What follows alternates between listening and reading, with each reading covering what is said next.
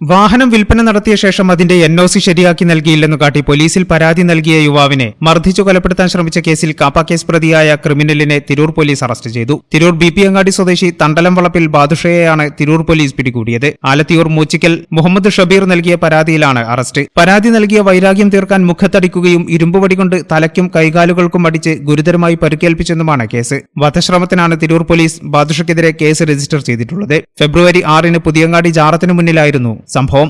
ബാദുഷയുടെ പക്കൽ നിന്ന് ഷബീറിന്റെ സഹോദരൻ ഒരു വാഹനം വാങ്ങിയിരുന്നു. ഇതിന്റെ NOC ശരിയാക്കി നൽകാത്തതിന് ഷബീറും സഹോദരനും പോലീസിൽ പരാതി നൽകി. ഇതിന്റെ വൈരാഗ്യത്തിലാണ് ബാദുഷ ഷബീറിനെ മർദ്ദിച്ചത്. കാപ്പ അടക്കം ജില്ലയിലെ വിവിധ പോലീസ് സ്റ്റേഷനുകളിൽ 13 കേസുകളിൽ പ്രതിയാണ് ബാദുഷ എന്ന് പോലീസ് അറിയിച്ചു. തിരൂർ SHO അനിൽകുമാർ T മേപ്പള്ളിയുടെ നേതൃത്വത്തിലുള്ള പോലീസ് സംഘം തിരൂർ റെയിൽവേ സ്റ്റേഷനിൽ നിന്നാണ് പ്രതിയെ അറസ്റ്റ് ചെയ്തത്. SI-മാരായ സുജിത്ത്, രാജശേഖരൻ, CPO-മാരായ ടോണി, ബിജോ വർഗീസ്, അനന്തു എന്നിവരും സംഘത്തിലുണ്ടായിരുന്നു.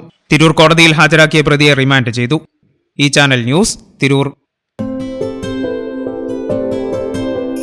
15 വർഷങ്ങളായി ഈ തിളക്കം നമ്മെ ഭ്രമിപ്പിക്കുന്നു. 15 വർഷങ്ങളായി ഈ വ്യത്യസ്തത നമുക്ക് ആത്മവിശ്വാസം നൽകുന്നു.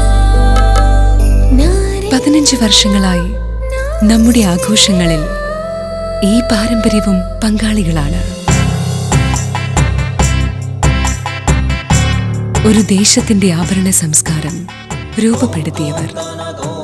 ഞങ്ങളെപ്പറ്റി നിങ്ങൾക്കല്ലേ കൂടുതൽ അറിയുന്നത്? പരിശുദ്ധിയുടെ സുവർണ പാരമ്പര്യം. Hayath golden diamonds, Valanchery.